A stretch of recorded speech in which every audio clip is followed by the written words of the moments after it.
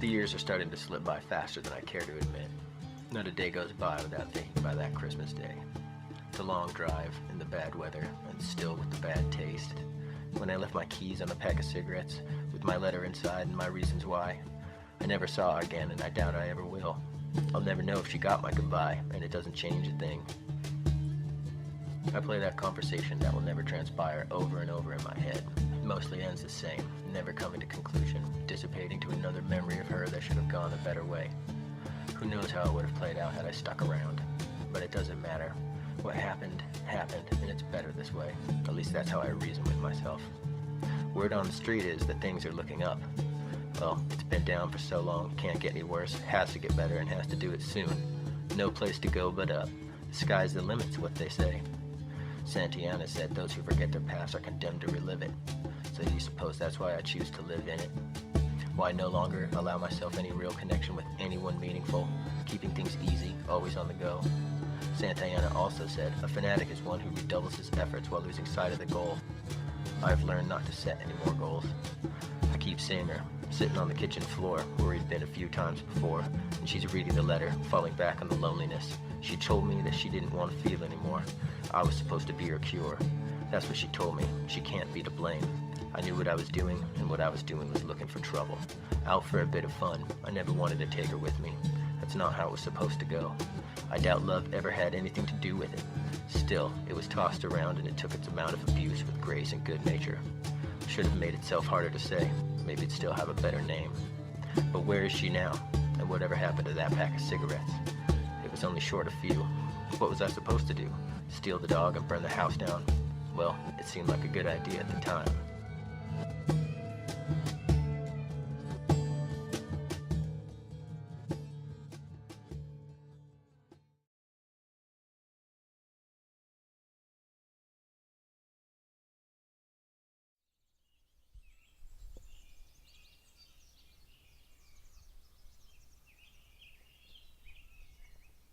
I am the rose of Sharon, and the lily of the valleys.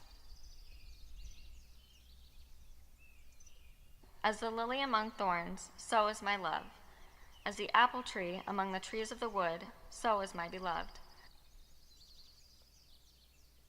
I sat down under his shadow with great delight, and his fruit was sweet to my taste. Stay me with flagons, comfort me with apples, for I am sick of love. His left hand is under my head, and his right hand doth embrace me. The voice of my beloved, behold, he comes leaping upon the mountains, skipping upon the hills. My beloved is like a roe or a young hart. Behold, he stands behind our wall, he looks forth at the windows, shewing himself through the lattice. My beloved spoke, and said unto me, Rise up, my love, my fair one, and come away. For lo, the winter is past, the rain is over and gone. The flowers appear on the earth, the time of the singing of birds is come, and the voice of the turtle is heard in our land. The fig tree puts forth her green figs, and the vines with the tender grape give a good smell. I am my beloved's, and his desire is toward me. Come, my beloved, let us go forth into the field. Let us lodge in the villages. Let us get up early to the vineyards. Let us see if the vine flourish, whether the tender grape appear, and the pomegranates bud forth. There I will give thee my love. O my dove, that art in the clefts of the rock, in the secret places of the stairs, let me see thy countenance, let me hear thy voice, for sweet is thy voice, and thy countenance is comely. My beloved is mine, and I am his. Until the daybreak and the shadow flee away, turn, my beloved, and be thou like a roe or a young hart upon the mountain.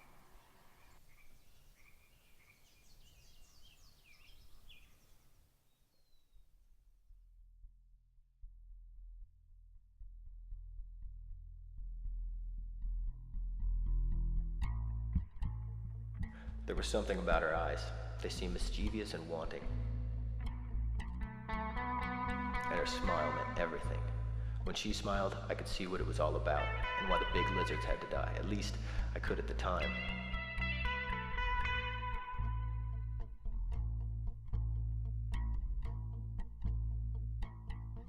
She told me things like to just be happy, and that there's never any reason to feel anything but pure bliss. And I wanted to believe her more than anything I'd ever heard from a gospel pew or read on a granite slate.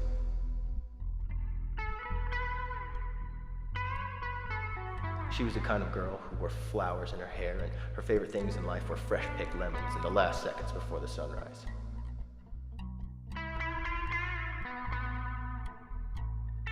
She had no room in her life for the dark side, or shoes for that matter. I had nothing to do with how she looked at life, and often worked under the cover of night. But she's no longer around.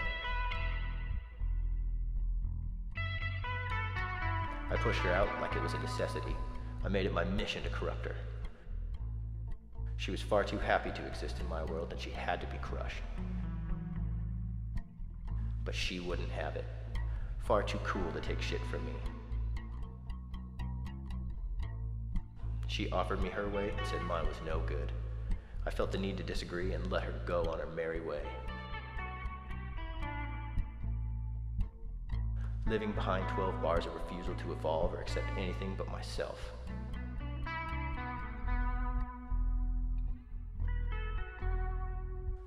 I can't take the kids. I don't get it when they talk of lives void of regret. They haven't lived very long. They don't have anything worth regret. How could I not regret? Her smile meant everything to me.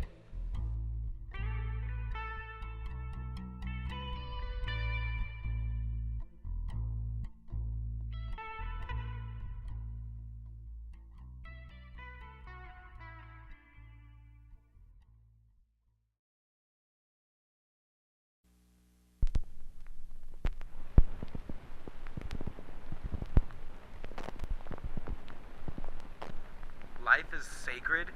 Who said so? Was it God? If you stop and take a look at history, you will see that God has been the leading cause of death. Has been for thousands of years.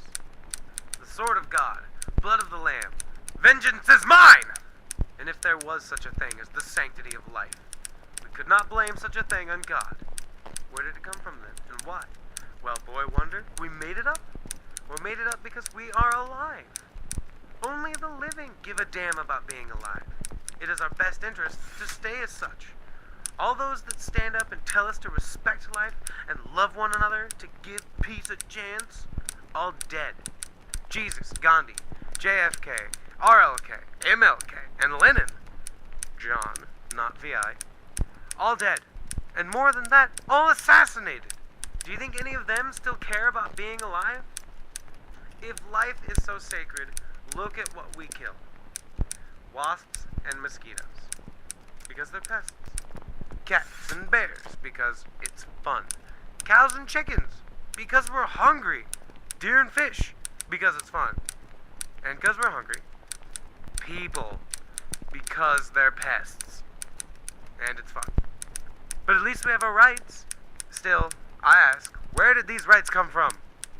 Well, they say they came from God. God gave the Americans a set of 10 God-given rights. A list of rights that has been amended, not by God, a running list of 17 times. Apparently, God wasn't paying attention when he neglected to give everybody the right to equality. But he loves you, and is in no need of your starship. The British have 13 God-given rights. The Germans have 29. The Swedes, 6. Lots of places people have no rights at all. I do question God's math skills, but it sounds like God has nothing to do with it at all. I have to think the way we rape and kill each other plays no part in his divine plan. We have declared life sacred to make ourselves feel better, perhaps more noble. And we also wage war for our self-esteem. And what better way to make ourselves feel better than to kill those we hate with objects shaped like our genitalia? Bombs, bullets, rockets, all quite phallic in nature. All just a symbol for our need to stick our collective penis into the lives and affairs of others. Or as I like to call it, fucking with them.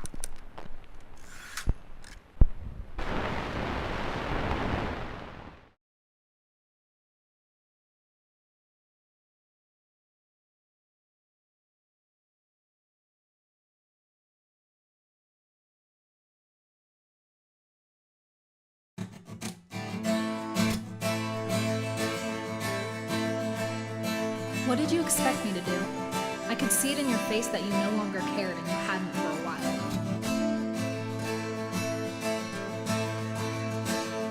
Don't act so surprised.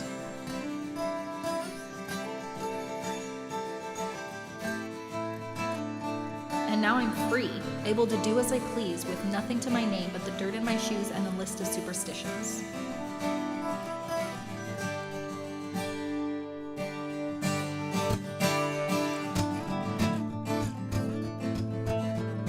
I wish it was as simple as letting go and drifting to where I belong.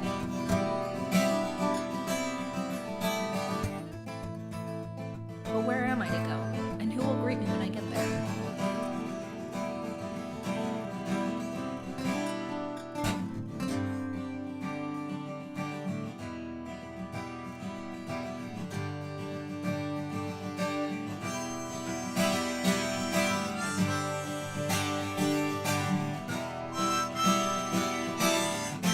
What is a poor jester to do anyway?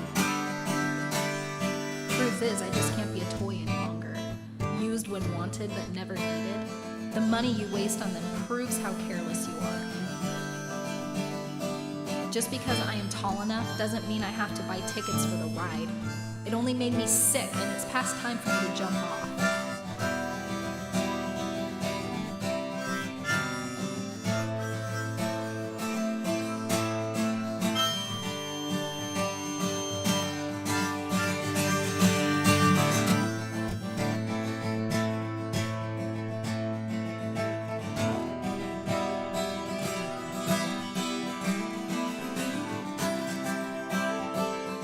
Oh, the things we do for love, or just to feel appreciated. Funny how a journey I took by chance engulfed my soul. I learned that where I can go is endless, but I wish I could be somewhere now. I'm driven to grasp onto, like the final breath of air left in a sunken ship. I guess I try to hold on to too much for too long, but this is different. I have no more faith in what was because it was so unworthy of my devotion. I have instead decided that there is at least one thing worth fighting for, and to me, it's what I'm chasing after. It is a gateway to my future.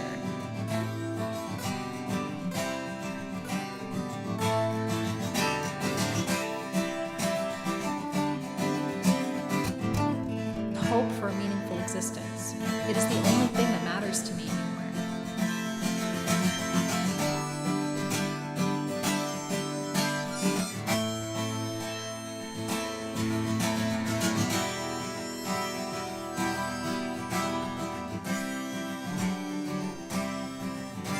Now that I am left standing in the cold, I see I'd rather gaze into the distance than stare into these eyes any longer.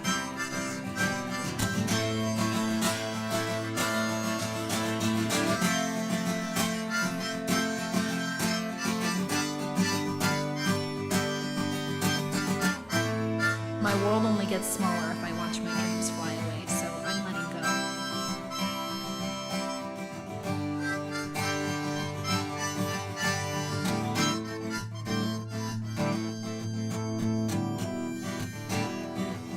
Embracing the loneliness